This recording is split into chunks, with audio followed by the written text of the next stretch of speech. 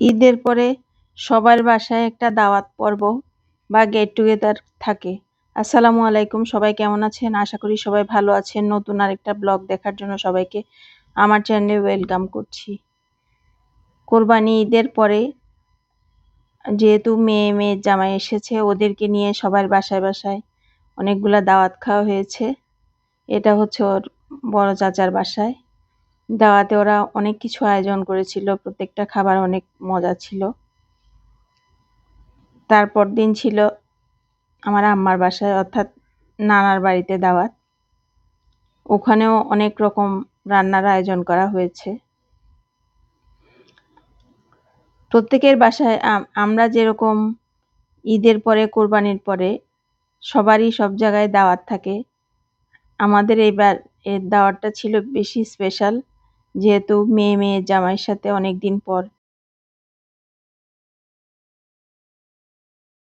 আর মজার খাবার খেয়েছি। এক এক জায়গায় এক এক রকম করে রান্না, প্রত্যেকটা রান্না অনেক যত্ন সহকারে যত্ন নিয়ে সবাই করেছে, যেটা বাঙালিদের মধ্যে সবসময় দেখা যায়।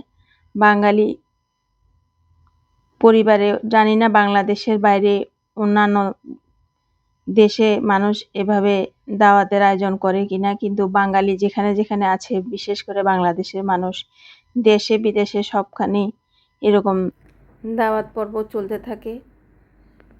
তারপরে আরেকদিন গিয়েছিলাম মামির বাসায়।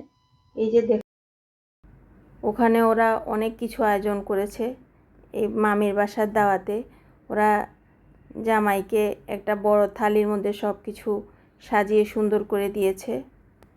ওখানে ছিল হোল চিকেন রোস্ট, কোয়েল রোস্ট, রূপচাঁদা ফ্রাই, ডিম, কাবাব, সব কিছু খুব সুন্দর করে পরিবেশন করেছে। দেখতে খুবই ভালো লেগেছিল।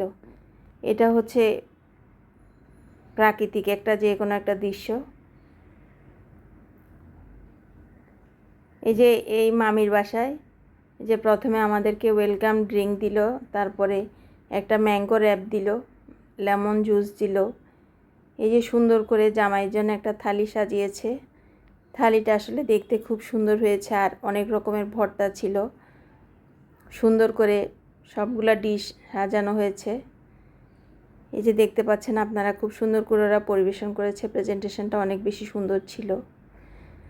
যারা আমার এই মজার খাবারগুলো দেখছেন, কেউ কমেন্ট করে আবার অন্যরকম কথা বলবেন না, কারণ ঈদের পরে জামাই আসলে, আসলে মেয়ে জামাই আসলে কাছের আত্মীয় স্বজনরা সবাই দাওয়াত করে। এটাই আমাদের দেশের, বাংলাদেশের রীতি। এটা আদিকাল থেকে হয়ে এসেছে, এখন হয়তো একটু বেশি হয়। তারপর ওরা অনেক রকম ডেজার্টও করেছিল। এই যে ডেজার্টগুলো সুন্দর করে সাজিয়ে পরিবেশন করেছে। প্রত্যেকটা খাবারই বেশ সুন্দর করে সাজিয়ে নিয়েছে। মাঝে মাঝে আপনাদের সাথে কিছু প্রাকৃতিক দৃশ্য শেয়ার করছি। এটা সিআরবিতে গিয়েছিল দাওয়াত শেষে, কারণ চট্টগ্রামে সিআরবি ঈদের পরে সিআরবি অনেক বেশি জমে ওঠে। সবাই কিন্তু সিআরবিতে ঘুরতে যায়। সিআরবিতে ঘুরতে গিয়ে আশেপাশে যেসব ফুড কোর্ট থাকে, ওখানে না খেলেও গিয়ে কিছু হলেও হালকা জিনিস খায়।